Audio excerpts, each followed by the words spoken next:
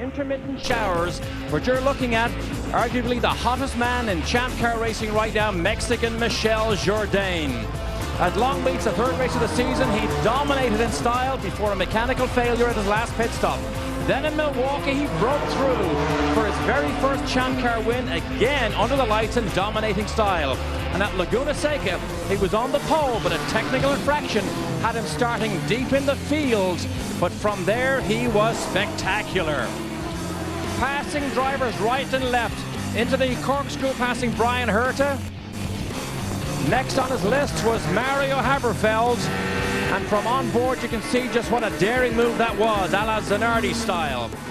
And of course, he went on to finish a very fine fourth. But Michel Jourdain, I'm sure, although it was a great performance at Laguna Seca, it still sticks in your craw that you did not start on the pole and potentially did not get to win that race. Exactly, you know, it still feels terrible, you know, that I think everybody knows 5 pounds was not the difference from being the fastest or not, you know, that the Team Rahal did a fantastic job, gave me a great car, and I think we should have won the race, but like I told them, you know, things happen for a reason, and maybe somebody was going to take us out in the first lap or something, and that's why it was better to get a fourth, you know, maybe, I hope. That's what it was, a great performance. Remember, the 5 pounds he talks about was the 5 pounds underweight the car was at technical inspection. Now, yesterday, Michel Jourdain again put the car on the provisional pole. But that may not be the biggest story here, because that could well be down with Calvin Fish. Calvin? Well, Derek, even though we had some rain yesterday, it didn't stop the American Spirit Team Johansson from shining. First, it was Jimmy Vasser who went to the top of the charts early, and then he gave the thumbs up to his young rookie teammate, Ryan Hunter-Reay. Initially, Ryan was blocked by a player's car on his first run, but then he put together a sensational lap to pit Jimmy by just 1/1000th of a second and claimed the outside front row position. And those initial celebration with Ryan and the team was certainly diffused after qualifying, when Ryan's car was in fact found to be slightly underweight, just like Michel Jourdain last week. Here with Ryan now. Ryan, it must be a major disappointment for you. Can you rebound in second round qualifying today? Absolutely, we can. I mean, you know, we've hit the highest high of our season, and then we go down to the lowest low. So it's been a bit traumatic, but you know, that's how my season's been. It's been the school of hard knocks, and I'm going to learn from it, and it's going to only make us tougher. It's a real team effort here at American Spirit, and you know, we'll go back and get them again. It was only 3 pounds. I mean, that's, you know, what is that? You know, that's not much, but hopefully the rain lets off a bit today, and it's been on and off. It's been hard to predict, but we're looking forward to it.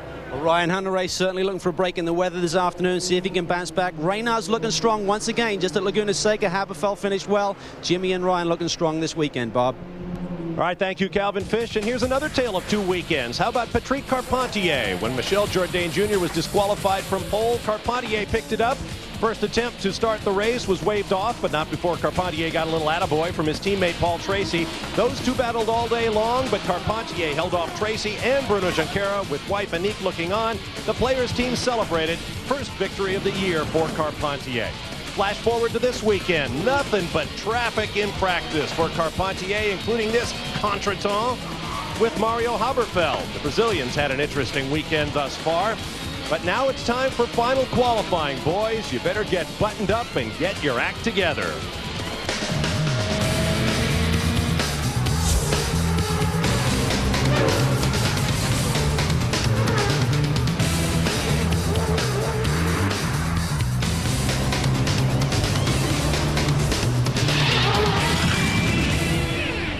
Welcome to Portland, Oregon. The folks up here would like you to know that the beautiful Pacific Northwest's reputation for lots of annual rainfall is not borne out by the facts. But the fact is, it's been raining on and off all day here at Portland International Raceway. And the drivers will tell you, nothing like mixed wet and dry conditions to make for an interesting qualifying session for the G.I. Joe's 200. Hello, everyone. I'm Bob Varsha, along with Tommy Kendall. Summer solstice time, this is the longest day of the year, and as you've already seen, it's been a long weekend for a lot of the Champ Car drivers. What's the view from Planet TK? Well, funny you mentioned the planet, Bob, because being summer solstice, I figured I should consult with my astrologer. So I called her this morning, and all she would say to me is, watch Uranus. What that means, I don't know. To these drivers, they need to at least watch their backsides. but for sure, at least look in their mirrors, because if some of what went on yesterday, the guys are getting a little bit twisted. There's some tempers flaring and could bore out today in qualifying. Where am I going with that? Good question, but I'll give it a try. Now, the track is deceptively simple here at Portland International Raceway, and yet we've seen all sorts of contact and traffic problems, and everything's wrapped up yesterday with a little contretemps we'll show you in a moment. Here's a look at our weather conditions, and all of this is pretty much redundant. 63 degrees, light breeze blowing, chance of rain. You betcha. That's what life is like out here. We had a heavy shower just a few minutes ago. The sun is now trying to peek through the clouds, believe it or not. But I expect we'll see raindrops again. It obscures the view right down there at the head of the straightaway, a beautiful Mount Hood. But hopefully we'll get a glimpse of it before the weekend is out. Let's take a look at the recap of yesterday's performance. There are some of the heavy showers. And of course we race in the rain, so the boys went out and struggled to find grip. The fans here at Portland are unbelievable. They will wait out any shower to watch their heroes in action, and frankly, the boys put on quite a show. There's Mario Haberfeld, who was on and off track several times. This was his heaviest impact with the tire wall in the MyJack car. Here's Alex Tagliani, and that was not Alex's fault. Watch as Paul Tracy comes up the back, gives him a stout shove. And that's not the only guy Tracy has run afoul of this weekend. Let's hear from Tag now with Derek. And Alex Tagliani is here. Paul Tracy, we know, has some unusual lines. We know he's aggressive, but we saw him smack the back of you in that session yesterday. What was your take on that whole thing, Tag? I mean, it's not the first time. I don't think it's going to be the last time. You know, I think there's a lot of drivers that are concerned. Yesterday, 3 drivers total were very mad at him. I think it's not up to the drivers to do anything. You know, I was pretty disappointed in that kind of move. But I think it's CART has to smack on people's head more often and create more respects among each other. Thank you, Tag. Well said. Remember, these are fellow Canadians. It's ironic maybe also that Paul Tracy is sitting in the car that Tag raced last year for the Players team. Bob? All right, thanks very much, Derek. There you see the heavy cloud buildup. Here's a look at what Paul Tracy has been going through this weekend. Earlier, he balked Ryan Hunter-Reay. Got a wave from the young American rookie. Alex Tagliani, you know all about. And our series-only owner-driver, Adrian Fernandez, also ran afoul of PT during the course of the weekend. And then going back to last weekend, there was that little business of his personal car being towed out of the paddock area, TK. Well, things have been brewing a little bit with PT. You know, those 3 races in a row, 1 point each. His car towed at Laguna Seca. Things have been kind of coming to a boil. But I think Calvin can maybe shed a little bit more light on this situation. Well, we're down there with Paul Tracy. Busy day for you yesterday, Paul. Lots of issues to talk about. First of all, Adrian claiming that you blocked him during the qualifying session. Your thoughts? Well, I got one thing to say to all these would-be race car drivers. You shouldn't throw stones if you live in a glass house. And if you got a glass jaw, then you should watch your mouth. Strong words indeed. Talk about Tag. It looked like you bullied him off the track a little bit. What was going on there? Same thing. I mean, he's on his in lap. He's out of laps. I'm on my last flying lap. And he's driving in the middle of the circuit off speed, not looking in his mirrors. And I'm finishing my quick lap. So I away, and he just stayed right in the middle of the track. Nowhere to go. Even one of the rookies, Ryan Hunter-Reay, said you got in his way as well. Well, I don't know what happened with Ryan, but I really don't. It really doesn't matter because he was cheating. And on the subject of cheating, did Ray Hall's car pass Tech yesterday? I'm not sure if he passed it or not. PT is certainly fired up today, guys. I'll tell you what, he's got issues of his own, even in the practice session this morning. Car really undrivable on used tires. He had a big off, took the nose off once again. Let's see if the Players team can rebound this afternoon, Bob. All right, thank you, Calvin. I think I saw a sly smile there from Paul Tracy. He knows how to rev people up. Well, like I said, it's been coming to a boil. I might have to go down to Carl Haas's trailer, get a little vitamin P, some Prozac for Paul, calm him down before the session. But hey, it's that time of year. You know, the seasons, people are starting to experience where their plans are deviating from the reality. And that's what, you know, you've got years on the line, you got careers on the line, championships on the line. So he's joking, but only a little bit. And we're just kicking off a stretch of 9 races in 12 weeks, so a lot of extra work for the mechanics is not going to be terribly appreciated. Did we mention that this collision between Paul Tracy and Alex Tagliani brought a premature end to yesterday's opening round of qualifying? That added even more water to the pot on the stove. Now this morning, here once again was PT working hard, going off in the turn 3 area. Not the only man to do that this weekend. But what about with changing weather conditions, Tommy? They're likely to have a slick track, then a dry track, slick track again. This could get very intense in the next hour or so. No question. And what caught Paul out there yesterday was when the worst time is when it starts to rain. And that's what happened. It started to sprinkle. And so when the track's going from dry to wet, it's the hardest. When it's going from wet to dry, it happens very gradually and predictably. But if that happens either today or tomorrow, it makes for a really tough time for the drivers. Well, the Barber Pro Series cars are about to wrap their qualifying session. The Champ cars will be out shortly for final qualifying. Plenty of history here at Portland. Al Unser Jr.'s first victory. A big moment here between Roberto Guerrero and Kevin Kogan. How about Danny Sullivan tangling with Michael Andretti?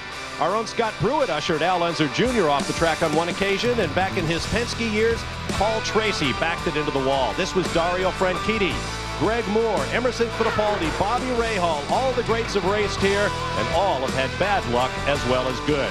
You can see the Portland 200 tomorrow live beginning at 3:30 p.m. Eastern Time on CBS. We'll be right back.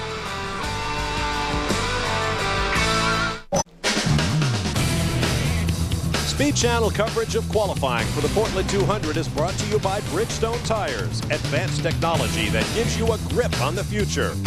And by Ford. If you haven't looked at Ford lately, look again. Welcome back to Portland International Raceway. We have but one former winner and one former pole sitter in this year's field. We welcome back Mad Max Pappas. A year ago, starting from pole in drenching conditions, Max, driving for Bobby Rahal in the Miller Lite car, could not be stopped. And in 2001, he came through to claim one of his 3 career Champ Car victories. After more than a season away, Max is back in harness this weekend, ready to strut his stuff at Portland. Let's hear from him now, standing by with Derek Daly. And if there was any question, there'll be 2,000 of these in the grandstands tomorrow because Mad Max is back. By far one of the most popular drivers in Champ Car for many years now, Max. It's great to see you back. How's it feel? Pretty good? I tell you, I'm really ecstatic, being back here in Portland, what I won in 01. It's just amazing feeling, all the support, all the race fans, the atmosphere here in Portland is just incredible. Now, who coined the phrase that you are the king of Portland? I think me and my guys in 01, we kind of did it because we felt we were really the king of Portland. We dominated the race, and I still feel I've got the crown somewhere hidden here behind the pit. But now you're halfway into the season, so you've got to pick up and catch up. How difficult will that be? It's definitely a difficult task, these guys here in Champ Car, they know what they're doing, the top 10, 15, 12 guys, they really are up to speed, they're very quick. We got a new package, John Ward is a new engineer to the team. Lola is slightly different than what I left, engine characteristic makes the car feel a little bit different. But overall, it's a car with 4-wheel, just give me a bit of time and I'm gonna show you why they call me the king of Portland. And Mad Max, can we use these, Max, tomorrow to whack Paul Tracy? Because he's completely out of line. I mean, he's got issues, so many issues. Can we use these to whack Tracy? Absolutely. I think I'm gonna actually use it myself. Thank you, Max. All right, thanks very much, Derek. Max Pappas is in the car wheeled last weekend at Laguna Seca by Brian Herta for Pollock Halkoven Racing. It'll be interesting to see what he can do with it. Here's a look at yesterday's first round of qualifying. Michel Jourdain Jr. absolutely on a roll, picking up pole position. He was the quickest man at Laguna before he was DQ'd. Jimmy Vasser was joined by his Stefan Johansson teammate Ryan Hunter-Reay before the young American rookie was disqualified. See Adrian Fernandez up there in 4th.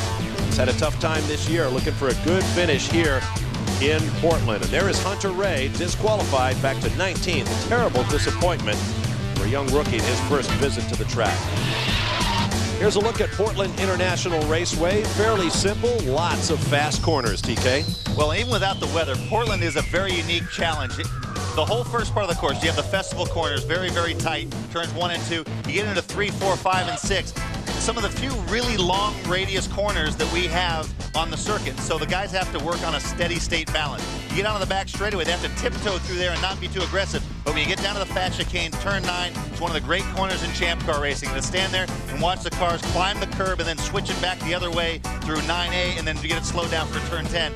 That's without the rain. You've got challenges here, but it's really, you need a split personality to drive this course. It's really subtle and not too aggressive in the first half, and then charging through 9A back to balanced for turn 10. Now there's Darren Manning with Walker Racing. Normally we give him a videotape camera and let him drive around in one of the pace cars. We have something a little better in store here in Portland. Okay, so leaving the pits. Pretty cold tyres coming into the first chicane. Very, very slow first part of this corner. Second part, getting lots of wheel spin. Powering up through the gears. Third gear. Bit of a slide, very, very cold tyres. Fourth gear through turn 4A and B here. The car really wants to push wide. Maybe have a shift down into third for the second pass. Little short shoot. This is one of the only left-handers on the corner, so the car really wants to understeer really big time here. No grip through there. Quick squirt on the gas. Turn onto the back straight. Powering on up through the gears. Very, very bumpy back straight here, so you've got to be careful to pick your line.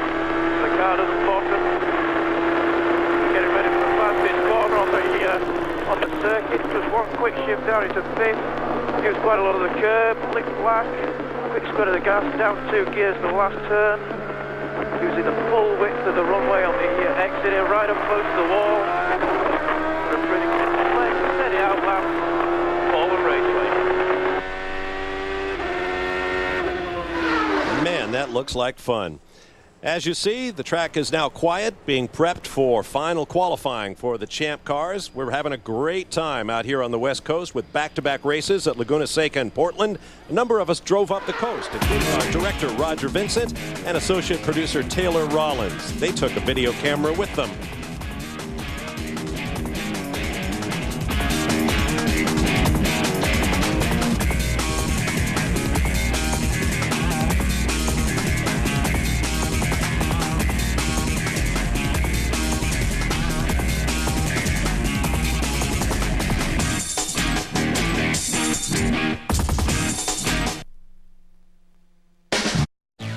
Welcome back to Portland International Raceway for final qualifying for the Portland 200 as Bridgestone presents the Champ Car World Series powered by Ford season approaches the halfway point. Here's a look at the championship standings after 7 of 19 races.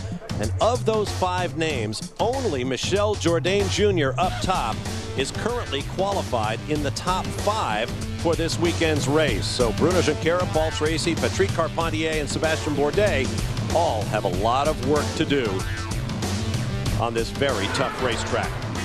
We are in Portland, Oregon, and one of the great sights to see in this area is actually about 30 miles away in McMinnville, Oregon, hometown of our own Scott Pruitt, who's not with us this weekend. He's racing a Trans Am car in California, but it is also home to one of the most famous airplanes in history.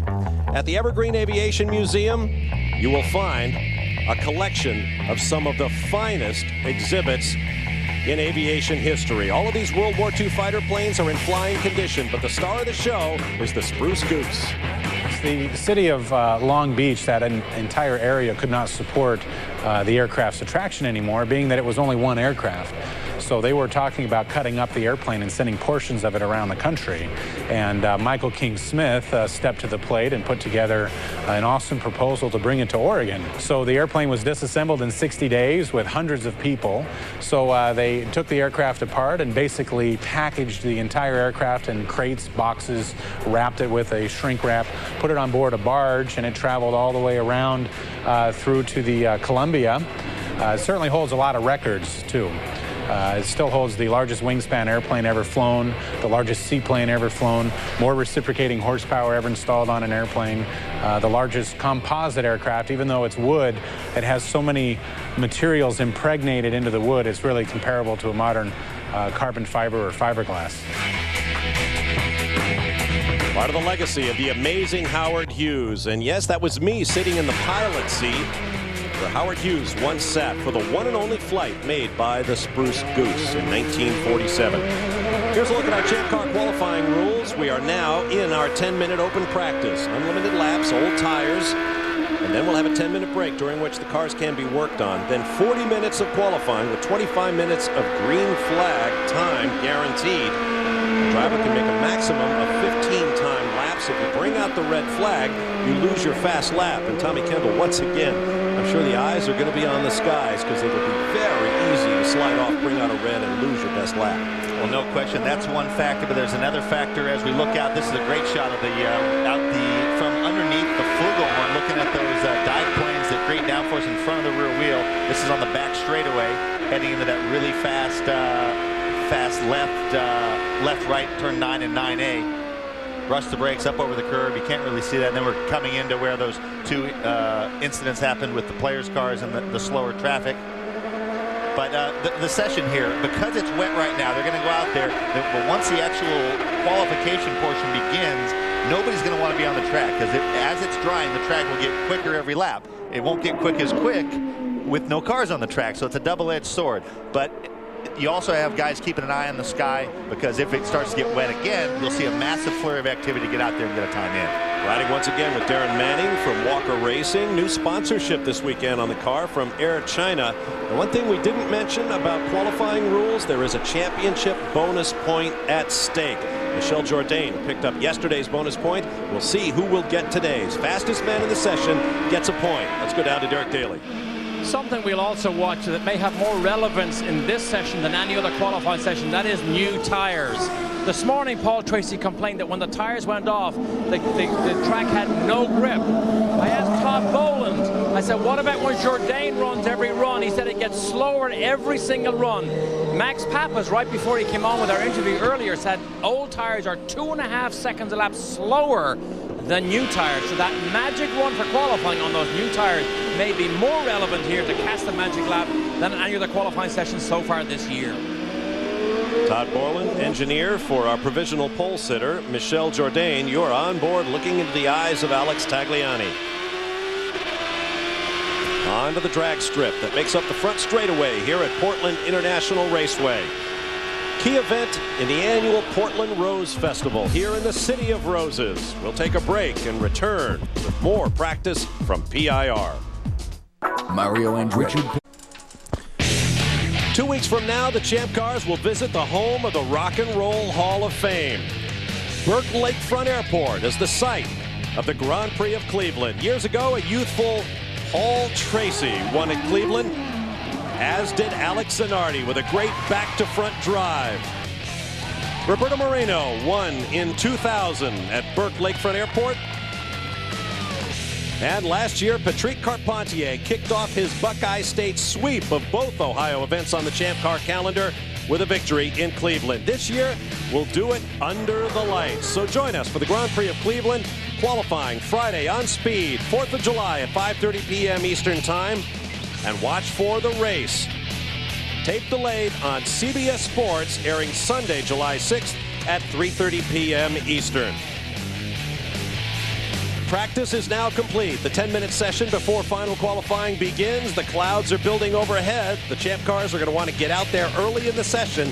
Here's a look at the fast times. Alex Tagliani with a 59.3. Adrian Fernandez and several other drivers also in the 59-second zone. TK, this is a damp track right now. Those are pretty remarkable times. Well, actually, I assumed it was going to be damp. It wouldn't be dry in time, but that time that Tagliani ran is quicker than yesterday's pole time. So the track is very fast, and that was on, presumably, on used tires. Let's go to Calvin Fish. Bob, it's hard to emphasize enough how quickly these weather conditions have changed over the last couple of days. Within a 10-minute span, you can see a 15-degree drop in ambient temperature. Certainly the showers, if they happen, make qualifying times impossible. So yesterday, a lot of the teams got caught out, including Bruno Junqueira in the Pacificair car. They really didn't get a second run on tires. They left it too late. Then it rained in a red flag situation. So I think if we don't get any more rain during this break here, we may see some early activity once qualifying begins. Derek? Well, you can see Kart's chairman and CEO Chris Pook proudly wears the jacket that says Champ Cars have been here for 20 years at Portland, Chris. But let's get up to date a little bit. Last Monday, CART made some pretty bold statements about their finances and about what they may do in the future. What was that all about, Chris? Tell us what that statement said. Well, Derek, we issued a press statement that said basically that we've retained the services of Bear Stearns to examine some strategic alternatives, including the possible sale of the company. And I think I have to stay there with what the statement said. Obviously, people ask, so does that mean this publicly traded company could become a private company soon? Derek, we've retained Bear Stearns to examine some strategic alternatives and opportunities, including the sale of the company. That's as far as I can go with you. Okay, so strategic moves. Let's talk strategic with the race event here. There's some drivers that are getting fairly hot under the collar as we go into the summertime. Well, yeah, I mean, it looks like we've got some strategic moves we're going to have the chief steward make on some of these wayward children of ours out here. They seem to be throwing things at each other in a rather unfortunate manner, both verbally and unfortunately there was a bit of a confrontation yesterday between Mr. Tagliani and Mr. Tracy. So, but the chief steward examined it and made the right call. He put the rule in force and he enforced it, and I'm sure these guys will get over it. You know, a couple of little tantrums have been thrown here, but they'll get on with the race. It doesn't hurt to have a little bit of controversy, obviously, but we do want them to try and remain civil to each other. And of course, remember, we're into the summer stretch here now, boys, because from now to the end of the summer, we have a race almost every weekend. So wherever you can get something over your competitor, if it's mentally or on the track with performers, they take it, right?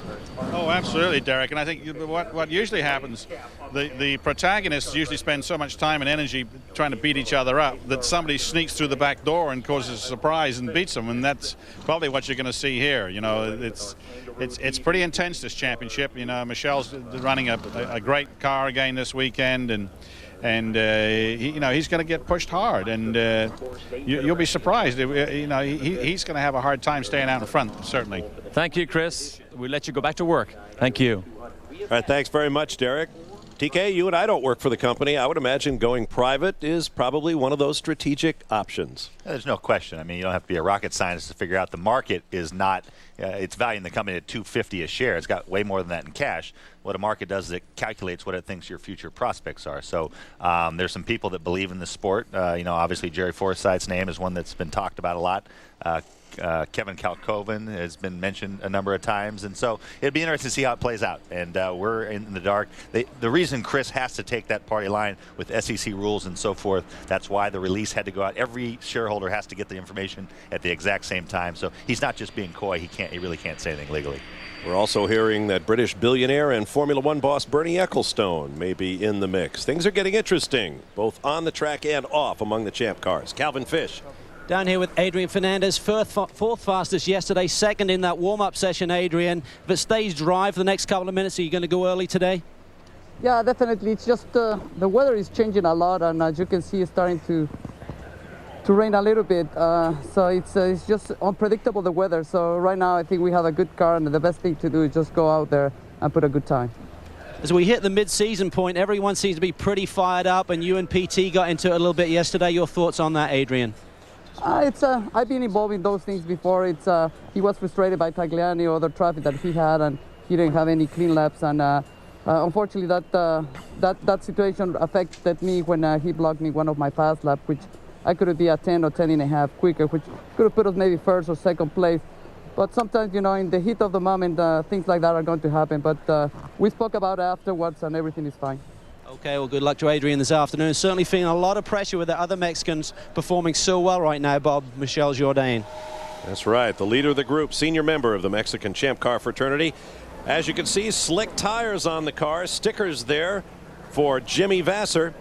And it is starting to rain. Things are about to get interesting. Round 5 of the Toyota Atlantic Championship is also taking place this weekend here at Portland International Raceway. Catch that event on Speed Monday at 1 p.m. Eastern. Stay with us.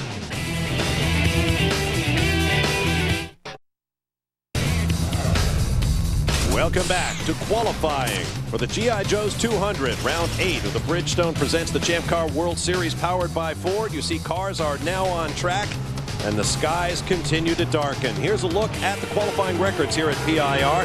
Leo Castroneves back in 2000 with more boost and a different aerodynamic setup went 57.738 seconds, 122.7 miles an hour around this 1.969-mile racetrack. Last year, Cristiano Damata, the eventual series champion, set on pole. And there's a look at the weather map. Portland right now is in an area where there is no rainfall, but it looks like we have some on the way. And when the green flag came out, 18 of the 19 cars in this field headed for the racetrack. On board with Alex Tagliani, one of the Johansson cars back there, locking up his Bridgestones on the way into the festival curves. Let's hear from Tagliani's car owner, a very busy gentleman this weekend. What with the Trans Am Series racing down at Infineon Raceway at Sears Point. Let's hear from Derek Daly. The team owner for the Johnson Controls car is Paul Gentilozzi. Paul, you had a very good 10-minute session there with Tag. He was fastest. Is there more to come? Can they go much faster? Oh, I think there's a lot more, Derek. I mean, we know the car can run high 58s. Tag wants this really badly. It's a validation from the way we did last week at Laguna. So we've been fast every time. We just haven't always shown it. Paul, how much of the speed is technical here and how much is it sheer driver instinct and reflex? Well, I firmly believe that it's about 80% the car and the other 10% comes from somewhere inside the driver. Some days you got it, some days you don't. Alex has got it this weekend. Thanks, Paul. 80 and 10 makes 90 for me. So I was just going to say, I can't let my guy Gentilozzi, used to be the thorn in my side, let that pass. He has 3 cars in the field down at Infineon, including our own Scott Pruitt, who was fastest in the opening practice for the Trans Am cars. He's also doing double duty in the Winston Cup race this weekend, driving for Chip Ganassi, qualified 18th. I noticed that the top 9 cars in practice for the Trans Am race were quicker than the Winston Cup pole held by Boris Said. Well, the cars are quite a bit lighter. They have less power, but they're quite a bit lighter. And of course, Trans Am. Please. Spoken as a 4-time champion, Tommy Kendall, ladies and gentlemen. Now, I mentioned 18 of the 19 cars went out. One did not, and that is Sebastian Bourdais. As you see, Michel Jourdain is back in. Oh, it is Jourdain that did not go out. Beg your pardon. I thought it was Bourdais that had not moved. Thiago Montero has also come back in. Let's go to Calvin Fish. Well, Bob, certainly qualifying is important in terms of the grid position for tomorrow's race, but one of the bonuses that the teams receive if they do well in qualifying is that they get the choice of pit assignments for the following weekend's race. Now, at Laguna Seca, remember, Jourdain got thrown out, so Carpentier set on the pole, and the players' team had the first spots at the head of pit lane at pit out. So they had an advantage here when we went green. They're the first cars on the racetrack. They have a clear track ahead of them, no block traffic in their way. Patrick Carpentier, last week's winner at Mazda Raceway Laguna Seca, is the quick man in the session right now at 59.745 seconds. Oops, he is now supplanted by his teammate Paul Tracy. And the times are dropping rapidly as driver after driver dips below 60 seconds. Paul Gentilozzi said we know our car will do a 58.8. That's from their prior testing that they did right after Long Beach. The players team was also here for that test. So the track showing a lot of speed. I think the cool temperatures and that little bit of rain made the green track here at Portland. This might be the best it gets all weekend. Paul Tracy at 58.793. That's better than Michel Jourdain Jr.'s provisional pole time yesterday. So on the provisional grid, Tracy moves to P1, Jourdain to P2, but Jourdain, being the fastest man yesterday, cannot be knocked any further back in the field. He is the only driver who has yet to record a time. He told the media after yesterday's run that rain or shine, they would be out there going after that championship bonus point in final qualifying. I wonder if he feels that way now after what we've learned about the tire situation. There's Bruno Junqueira in the Pacific Care car from Newman Haas Racing. Out of the festival curves, past Thiago Montero. Very tricky set of corners down here. And here's what happened to Paul Tracy moments ago in the festival curves.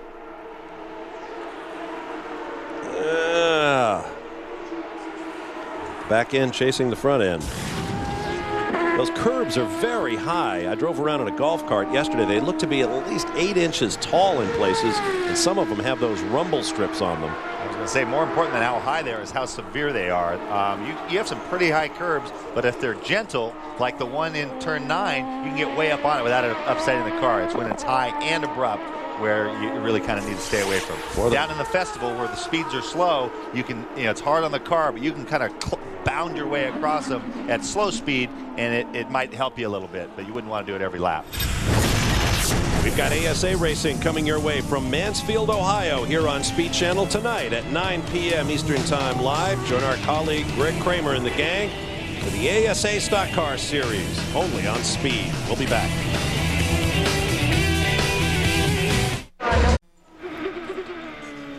Welcome back to Portland International Raceway across the country at Watkins Glen International. The Grand Am Rolex Sports Car Series is racing. You'll see it tomorrow at 2 p.m. Eastern Time here on Speed Channel. We're on board with Michelle Jourdain. You see the heavy cloud buildup overhead. Now we want to go back to the green flag for this qualifying session. Watch the pit lane as the cars launch. Now, everybody hears about it, but look way back here. That's Alex Tagliani.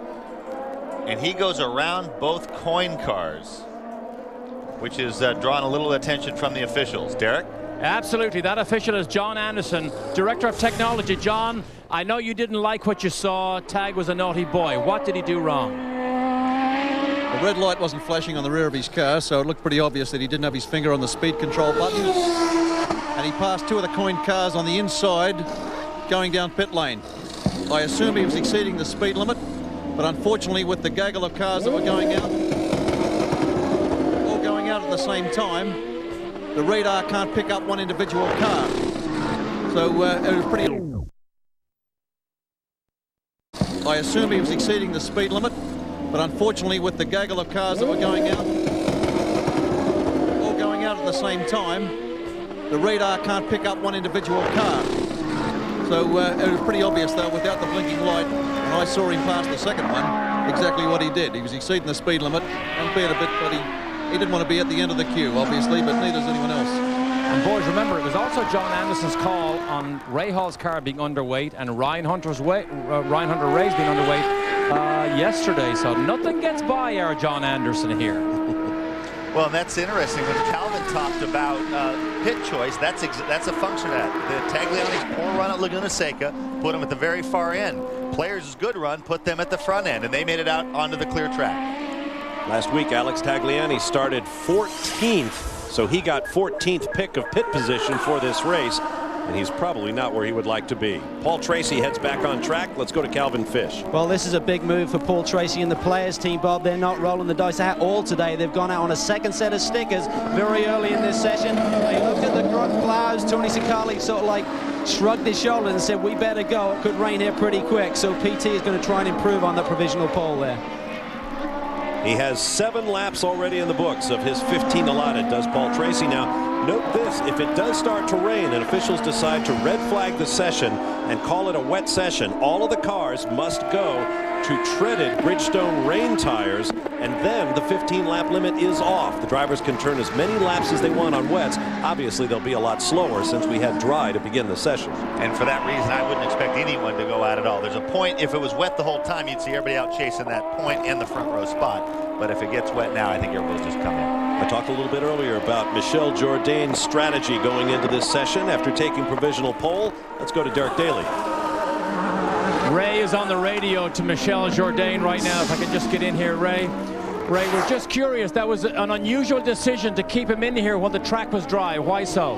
Well, we didn't think it. We were hoping it wasn't going to rain. You know, we've got a front row guaranteed, and everybody in the pit lane was out there, so we didn't think you could get a space to get a quick lap, so we took a chance on getting a clear track out there like we have to.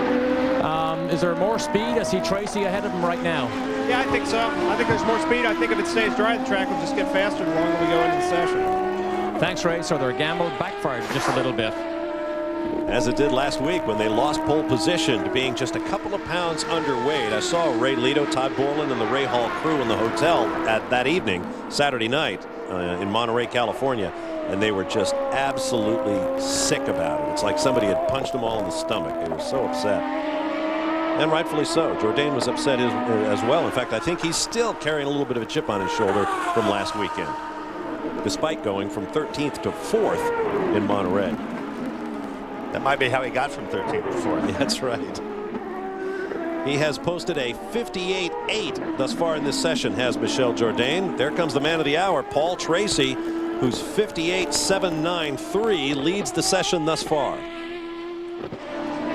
Now, I would expect this to probably be Paul's last warm-up lap. We'll check it. It's hard to say if it comes in on lap 3 or lap 4.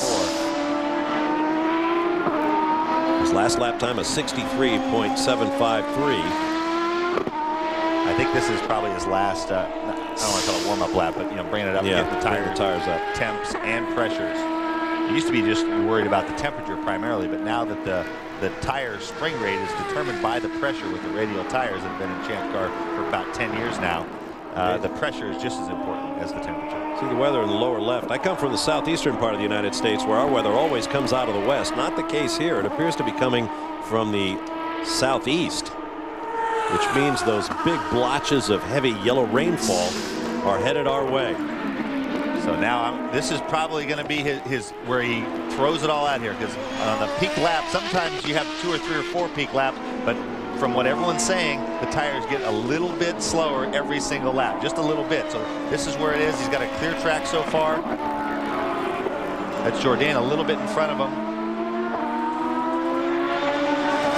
Calvin Fish has more on Paul.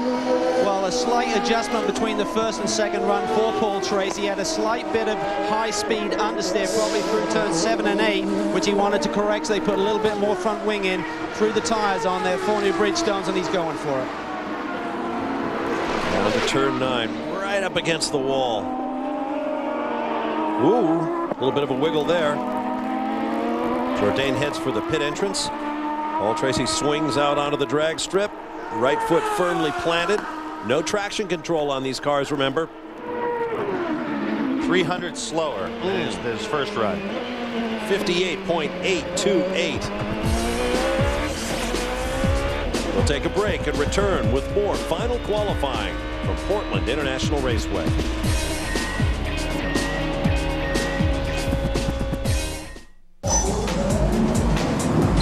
Live timing and scoring. Enhanced Champ Car coverage.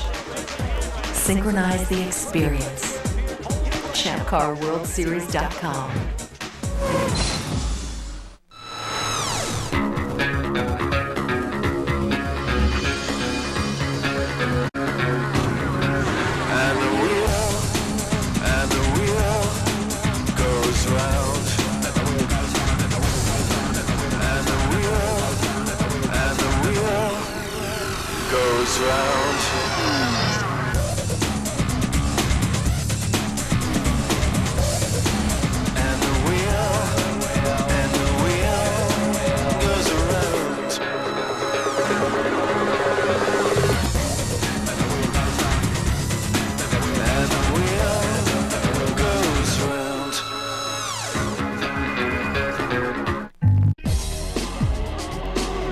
Welcome back to Portland International Raceway. Watching Sebastian Bourdais with the Newman Haas team in the Lily car exiting the festival curves. Bourdais currently 4th on our provisional grid with about 23 minutes remaining in this final qualifying session. Now we want to take you back a few years to 1988. 2 cars parked. On the left, Randy Lewis. On the right, Derek Daly. Derek coming over to check on Randy. Nope, he wanted to shorten Randy Lewis up a little bit after their coming together. They were parted by the corner workers. Derek went off in a huff, and all of a sudden looked back to his race car and decided, I think that thing is drivable. So he hopped back in and finished the race. Although out of the points, it must be said. Remember those days, Derek? Nothing like a bit of Irish flair. Right, Stefan? Absolutely, absolutely. Stefan, yesterday, your boys, Jimmy Vasser and Ryan Hunter, ran very well, particularly Ryan being quicker than Jimmy. Now, Has it knocked him back a lot that the car was 4 pounds under the weight limit? Has that taken the wind out of his sails? No, not at all. I'd say on the contrary. I mean, he's obviously eager to get back on, and he did a good time here early on. We're 7th at 8 now. We're not. We're basically repeating the time we did yesterday. We haven't improved yet, but we're just going out for our second run now, so hopefully we can squeeze a bit more out of it. You finished 3rd at Le Mans. How was it? It was great. It's a tough race, you know. It was great, apart from the Bentleys being in front of us. But we did a good race. We drove hard, and team did a terrific job. And it just wasn't good enough this time. And of course, it was covered live right here on Speed Channel. Now, boys, what actually happened back there with Randy Lewis? I'll tell you that later on. Not for mixed company, huh? Paul Tracy, as we went to break, looked like he was staying on it. He did, but his time was a 59.1, not enough to improve on his provisional pole 58.793. It's Tracy and Jourdain, as you see across the top of your screen. Adrian Fernandez having a great session. He's up to 3rd. Sebastian Bourdais is the top rookie in 4th. And at this point, Thiago Montero went out, put in 3 laps, but got no representative time, so he's sitting on a 60.371. Walter Salas and Jeff Boss with Dale Coyne Racing also at 60 seconds and a fraction. Those are the only drivers that have not run under a minute around Portland. Patrick Carpentier climbs out of his car, currently in the number 10 spot. A far cry from what he had under him last week on the Monterey Peninsula. Let's get more with Calvin Fish. Well, as Patrick unbuckles, I'm here with his engineer, Mike Cannon. Mike, after the win last weekend, hasn't been the smoothest of weekends for you. What is the big issue with the car? Oh, I mean, it's been deceptive just because we haven't bothered to use our race tires. We want fresh tires for the race, so it's been very deceptive as to where we've been placing on the grid. I mean, the car hasn't been great, but as soon as we get new tires on it, I mean, we've got the pace to be right at the front. I think Pat's real frustrated because we just haven't been able to show that traffic every lap. Let's have a quick word with Pat here. Move across. Patrick, as you can tell, he is very frustrated. He's walking away. He doesn't want to talk, and he's one of the friendliest guys in pit lane, so that says it all, Bob. Well, starting from 10th place, which is what he would do if the session ended now, it's probably not what Patrick Carpentier is looking for. I suspect he may not be in total agreement with his team's strategy to preserve as many as they can of their 7 sets of Bridgestones. Alex Tagliani currently 5th at 59.061. I think what Scott was talking about, in practice sessions, they did not use as many sets of stickers. They used the 2 sets that you're allowed to use in qualifying. But and so he said that they could have thrown on a set of stickers, popped up, and been 2nd, 3rd, or 4th during the practice session. They were pretty confident they had the speed and chose not to, I think is what Scott was saying there. But almost everybody, by going out that early, is out of laps. Jourdain is on his 2nd run right now, but everybody else is just about at the end of their road. Tagliani will be pitting this time by. He is completely out of laps. And just quickly scanning the timing and scoring screens, I would guess more than half the field, probably 3/4 of the field, are done. And we still have about 20 minutes to go in the session. There's Paul Tracy sitting P1.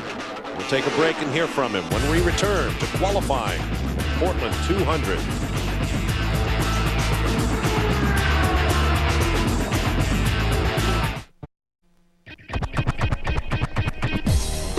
Welcome back to Portland International Raceway, where we are under a red flag, and you can see why. It is starting to rain heavily, and the racing surface is picking up that glisten that comes when there is water there.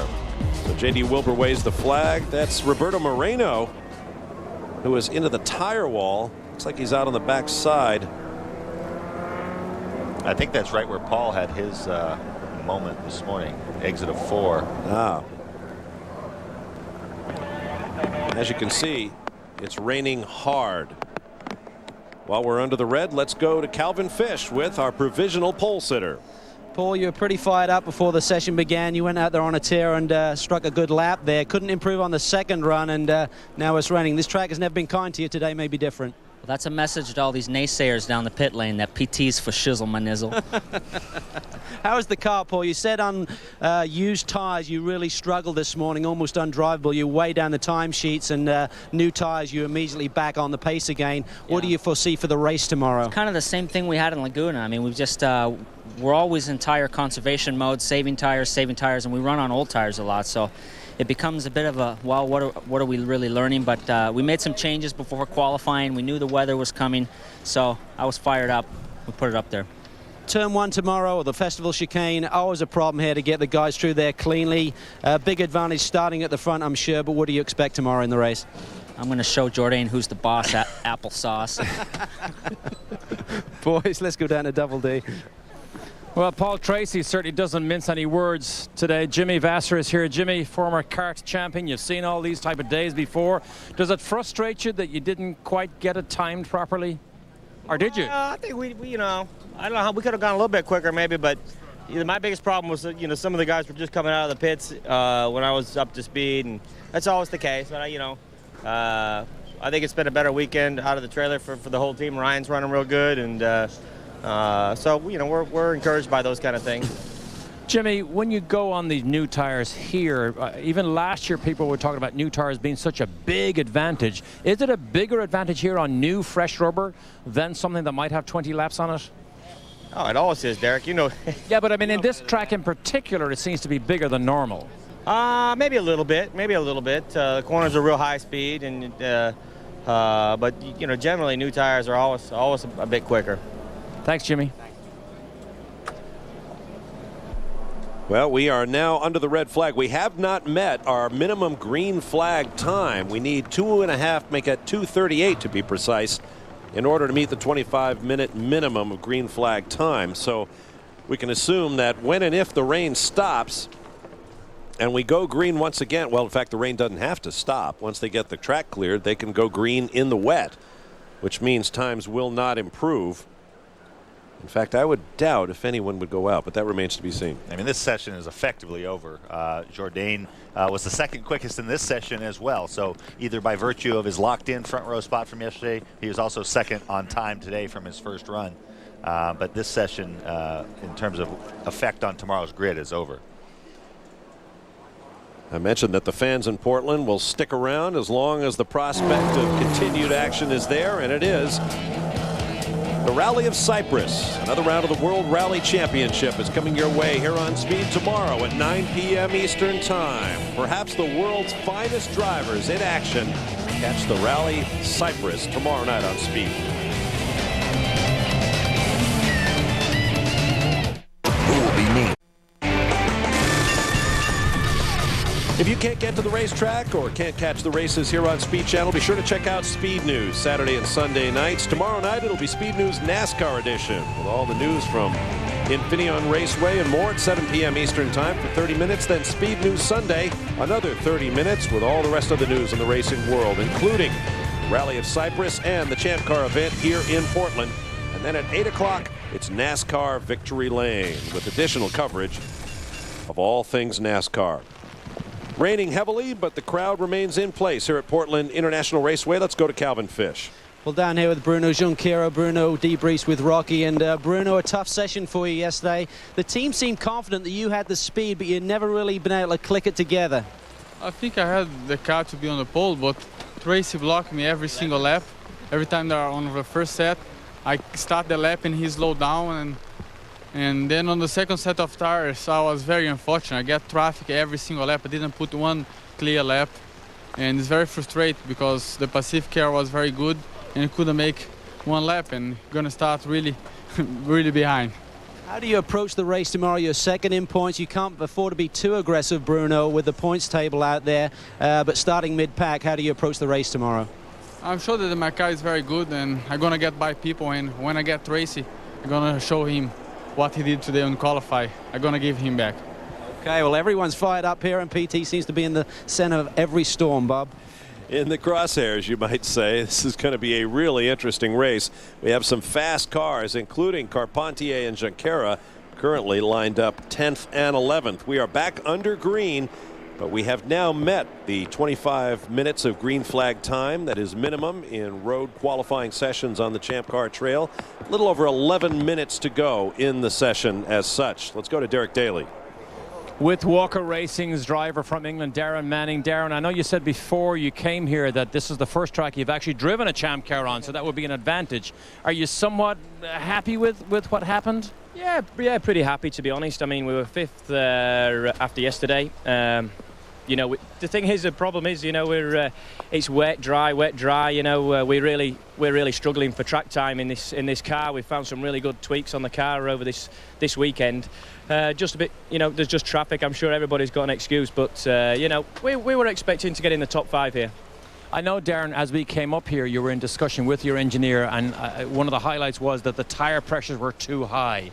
How much difference does that make? And when you say too high, do you mean a pound, 5 pounds? How much? What's too high? No, we're talking 1 or 2 pounds at the most. You know, you set them so that they come up to temperature on a specific lap that you've pre-decided just before you go out.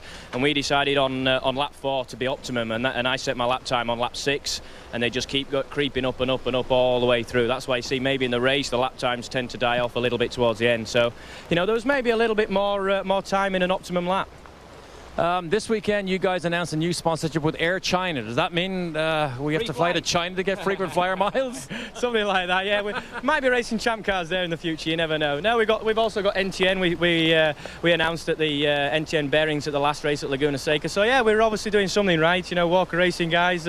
Can't forget my sponsors, RAC. You know, so it's nice to have some new logos on the car. And I know he's also backed by the British Racing Drivers Club, BRDC. Thank you, Darren, for doing all those track descriptions for us also. Thank you.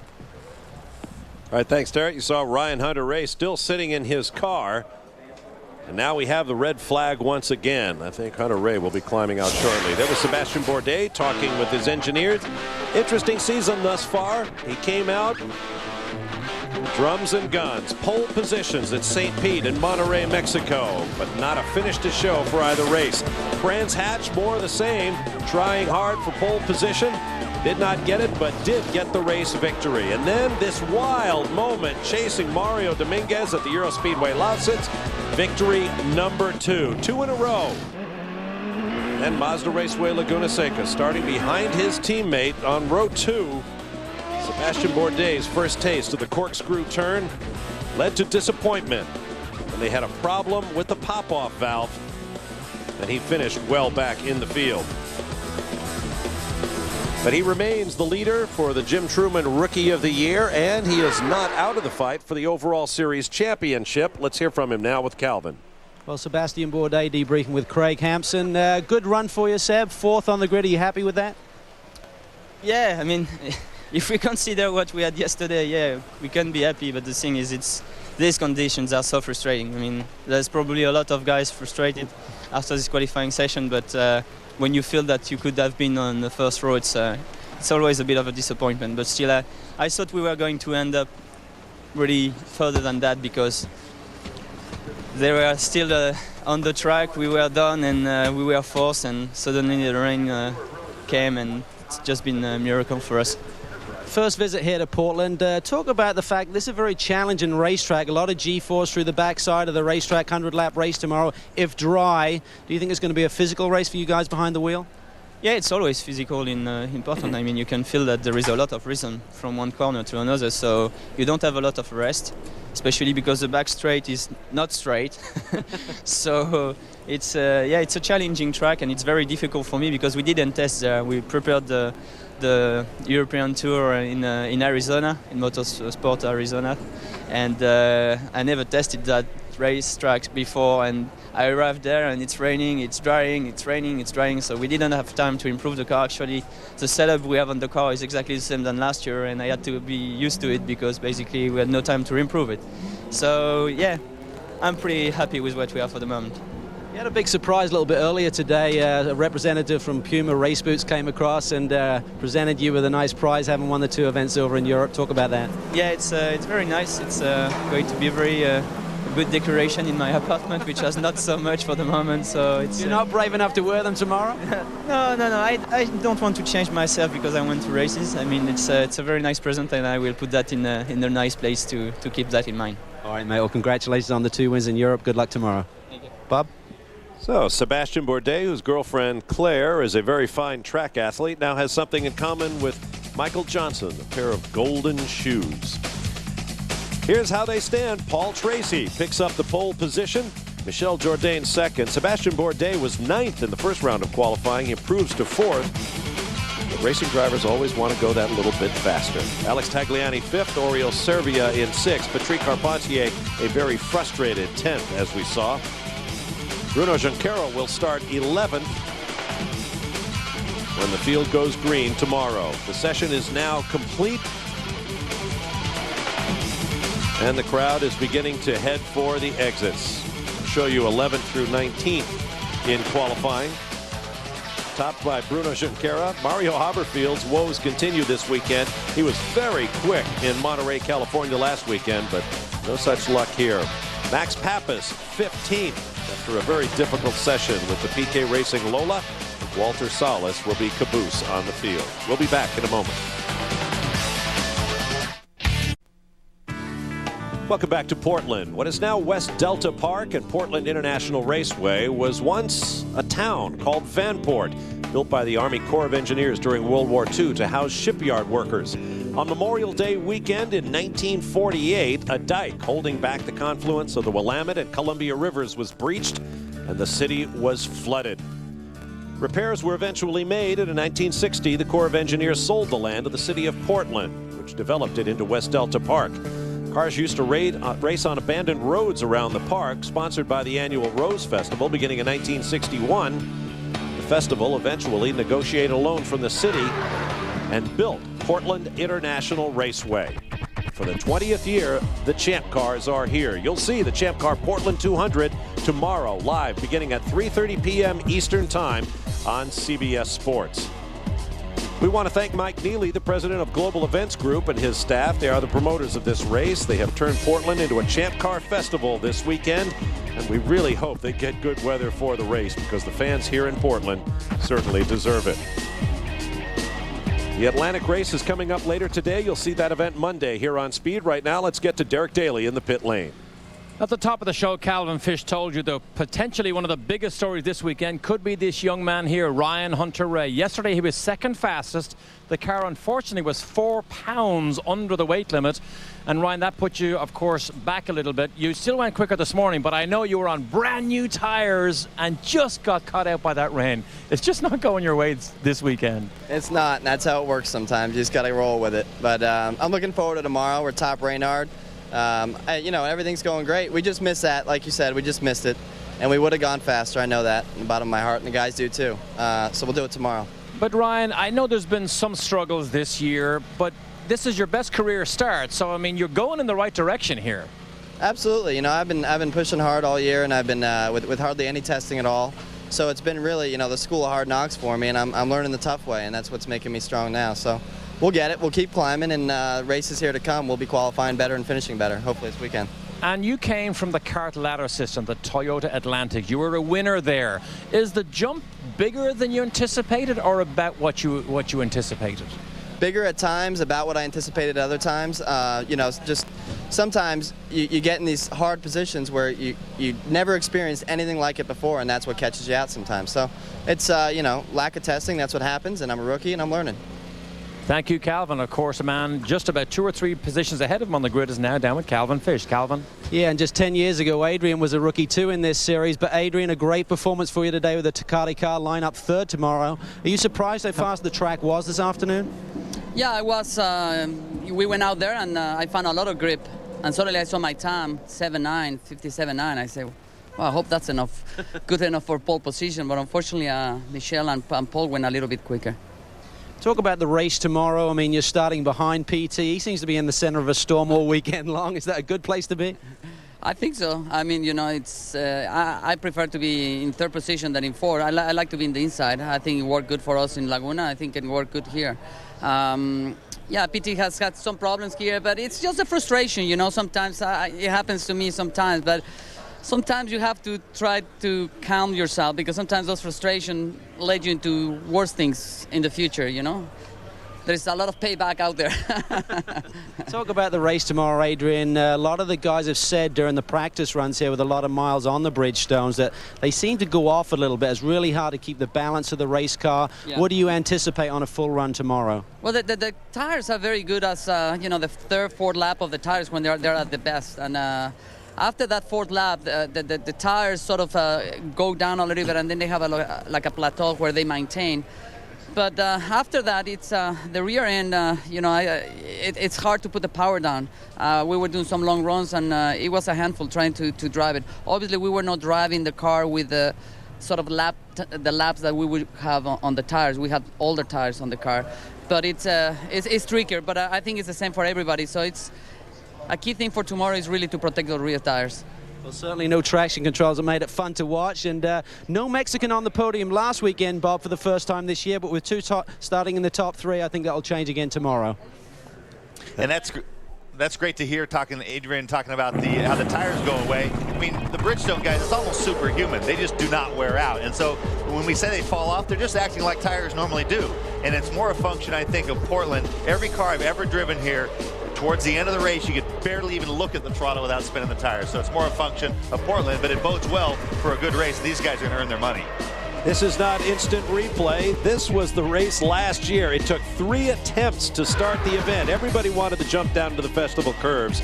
After the third wave off, kart officials cracked the whip. The race got underway. Cristiano D'Amato went on to win it en route to the series championship. Here's a look at the championship as it stands. Michel Jourdain Jr. with his bonus point yesterday is now at an even 90 for the season. Bruno Junqueira 7 behind. Paul Tracy today adds a point to his total. He is just 8 behind in the run for the Vanderbilt Cup. We'll take a break and return to Portland International Raceway in just a moment.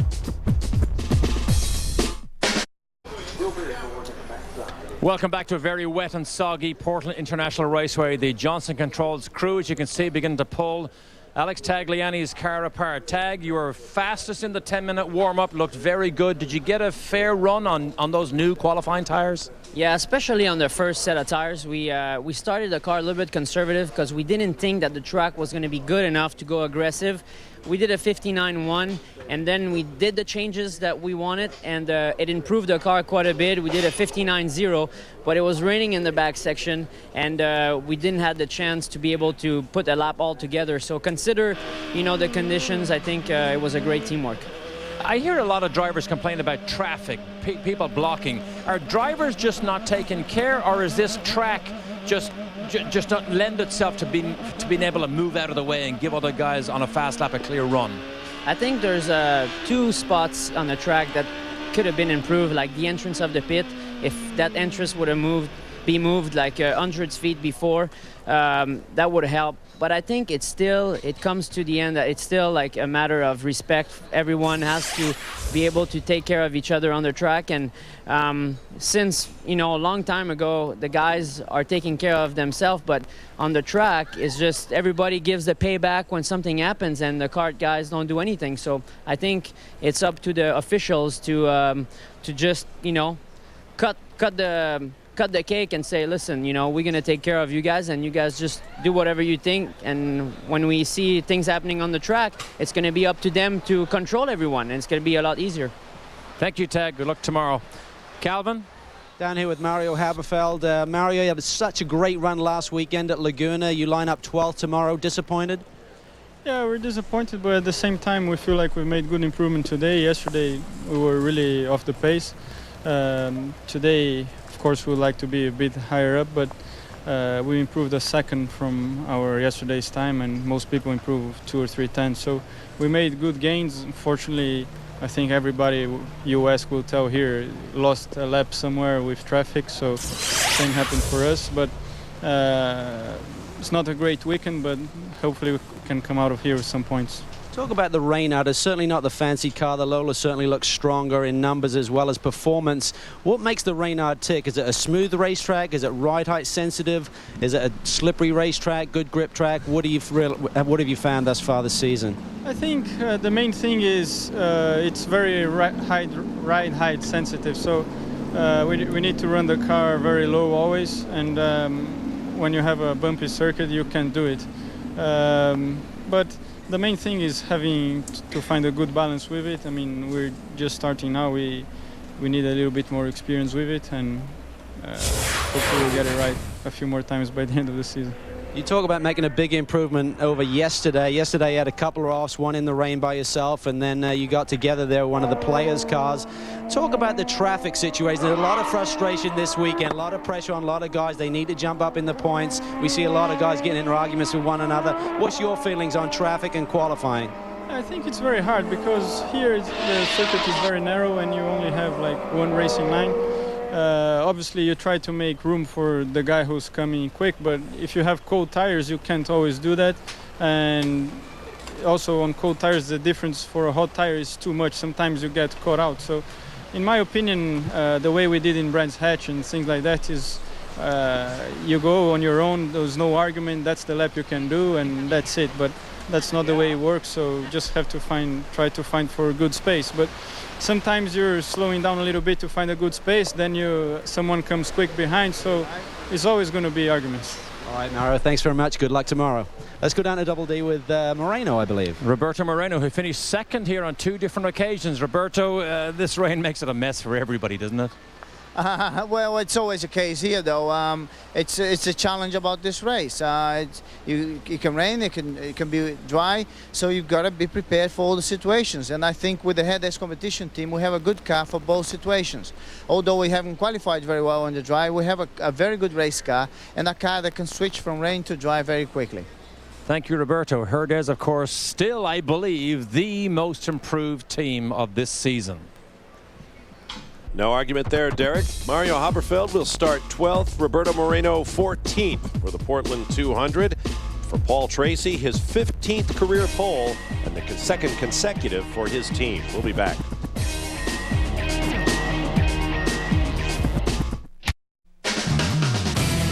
Speed Channel coverage of qualifying for the Champ Car Portland 200 is being brought to you by Bridgestone Tires, advanced technology that gives you a grip on the future. And by Ford. If you haven't looked at Ford lately, look again. Raining steadily here at Portland International Raceway. Tommy Kendall, we saw how quickly conditions can change here. This is going to be a wild event. It really is, and usually at this point in the season, things are kind of starting to settle into a rhythm they take for the whole year. Like last year, D'Amato was starting to pull away. This year, it's the exact opposite. I mean, you've got a close points race. Guys are testy. The weather's a big if. I mean, it's everything's pretty topsy-turvy at this point. 2 of the top 3 in the championship. Paul Tracy and points leader Michel Jourdain will start from the front row. Second in points, Bruno Junqueira from the second 10. No question about it. It's going to be an interesting race. Congratulations to Paul Tracy on pole. Don't forget to watch the Champ Car Portland 200 tomorrow live beginning at 3:30 p.m. Eastern Time on CBS Sports.